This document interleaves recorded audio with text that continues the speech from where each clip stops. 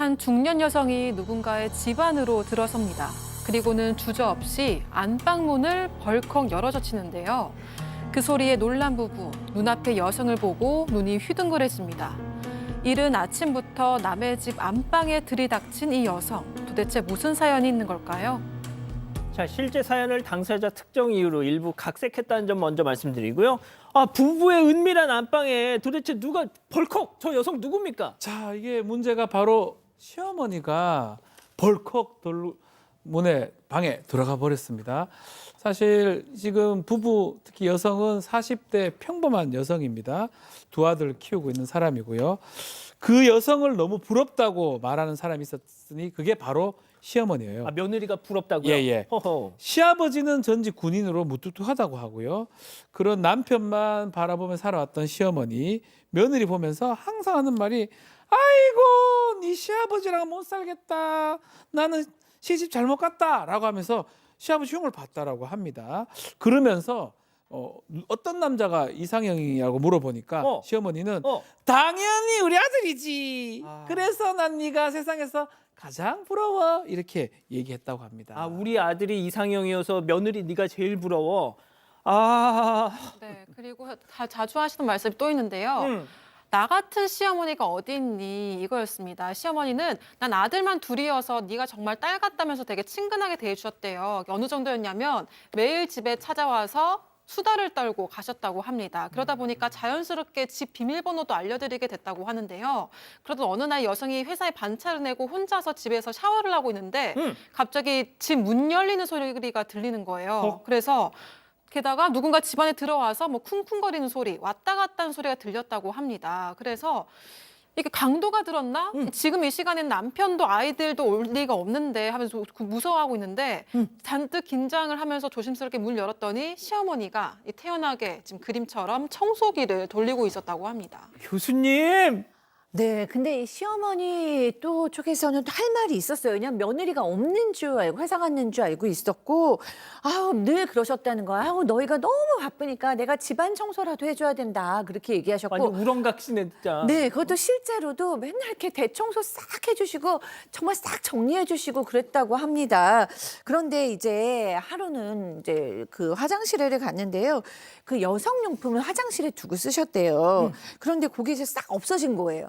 그래가지고 나중에 어머니 제 용품 보셨어요? 그랬더니 너도 참 남편도 있고 아들도 있는데 그걸 왜 화장실에 두니? 그러면서 침대 아래다가 이렇게 숨겨놓으셨다고 합니다.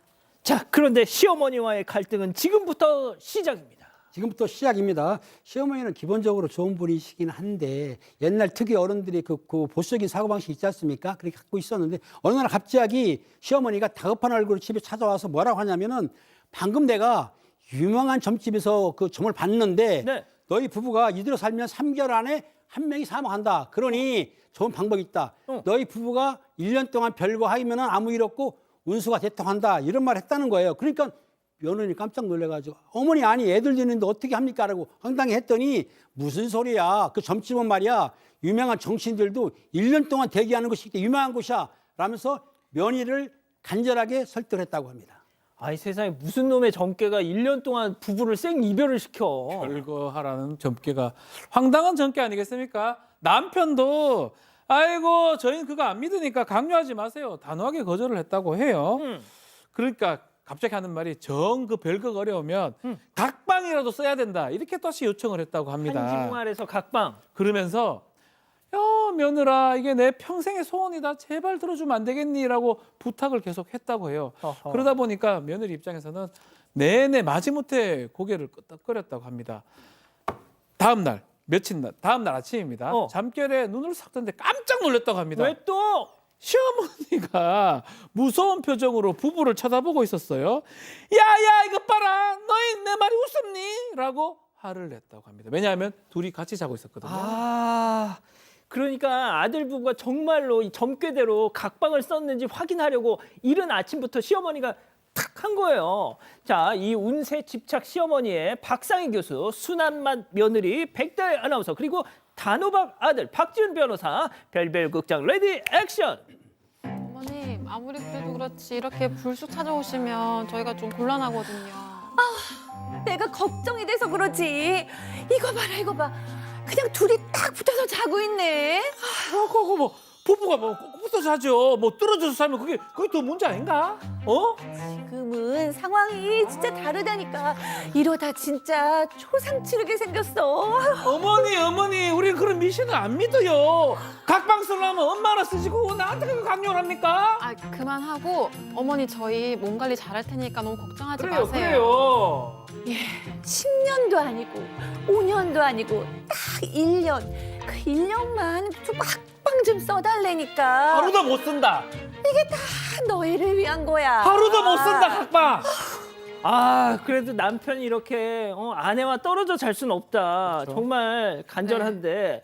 자, 그런데 이날 이후 남편이 결국 어머니와의 전쟁 선포를 했습니다. 네, 어머니한테 또 아내한테도 심지어 얘기를 안 하고 그냥 집 비밀번호를 바꿔버렸습니다. 그래서 다음날 아침에 시어머니가 격분해서 10분 넘게 초인종을 누르고 문을 두드리면서 결국 여신 거예요. 잔뜩 화가 나서는 너희들이 어떻게 나한테 이럴 수 있냐. 난 다 너희 잘 되라고 그러는 건데 왜 나의 마음을 몰라주냐 이러시면서 서운하다고 울기까지 하셨습니다. 그래서 남편이 이럴 거면 더 이상 오지 말라고 단호하게 선을 그었다고 와우. 하는데요. 그런데 며느리 입장은 또 다르다고 합니다. 뭐가 또? 이 시어머니가 그동안 그래도 되게 잘해주시고 또 자식을 걱정하는 마음이라는 걸 아니까 좀 마냥 냉정하게 대하기가 어렵다고 합니다.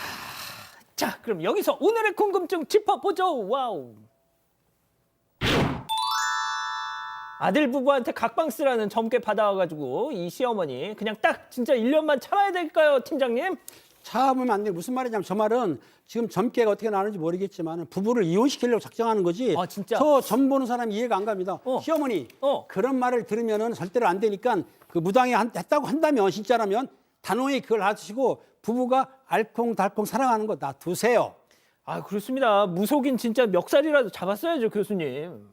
아, 네, 저도 이제 당연히 뭐 점괘는 믿지 않습니다. 그리고 여기에 한번 밀리기 시작하면 이제 계속해서 평생 그 점괘대로 하라고 막 이렇게 맞아. 울고불고 하실 것 같아요. 그래서 단호하게 이거는 안 하는데 이 시어머니께서 지금 좋은 시어머니고 진짜 애 같아서 그러시거든요. 그러니까 좀 너무 세게 얘기하는 것보다 달래야 될 것 같아요. 그리고 보니까 3개월 안에 한 명이 죽는다라고 얘기를 했어요. 그러니까 3개월만 1년이 아니라 일단 3개월만 좀 버텨서 안 죽는다는 걸 보여드려야 될 것 같아요. 3개월은 조금 어머니를 조금 이해해 주시면서 좀 봐드리고 그다음 지나면 어머니 안 죽잖아요 이러면서 잘 얘기해서 1년 넘기셔야 되지 않을까 싶습니다. 근데 왠지 3개월 지나고 와서 내가 그때 말 잘못했다. 6개월이란다 이러면. 저는 조금 다르게 얘기를 좀 드리고 싶어요. 좋은 분이라는 거는 뭐 계속 얘기를 하시니까 또 괜히 이제 사이가 멀어지고 싶지 않은 게 지금 며느리 마음 같거든요. 저는 그냥 각방 쓰는 척 하면 안 되나요? 그것도 가능하거든요. 아니, 불시에 막 쳐들어오잖아. 비밀번호 걸어놔야죠. 띠띠띠 하면 딱 분리. 자다가 띠띠띠가 분리. 자, 헤어져. 뭐 이렇게. 그런 것도 방법 같아요. 그래서 저는 이제 남편은 지금 단호하게 했기 때문에 남편 뭐 비판하거나 비난할 필요는 없을 것 같고 본인이 원하신다면 아주 적절한 선에서 어머니 말을 듣는 척하면서 안 듣는. 듣는 것처럼 보이지만 안 듣는. 방법은 전 있을 것 같아요. 속여라. 그렇군요. 착한 거짓말. 네. 백다연 아나운서. 네, 가족분들 의견은요. 웃음벨님 마음 약해지면 안 됩니다라고 하셨고요. 딸기우유님 멀리 이사를 가세요라고 하셨습니다. 그리고 DJ 리님은 남편한테 맡겨 놓으세요라고 하셨습니다. 자, 근데 우리 가족 여러분들이 박 변호사님한테 굳이 왜 그렇게 해야 되죠? 막 이렇게 말씀도 하시네요. 네, 죄송합니다. 아닙니다.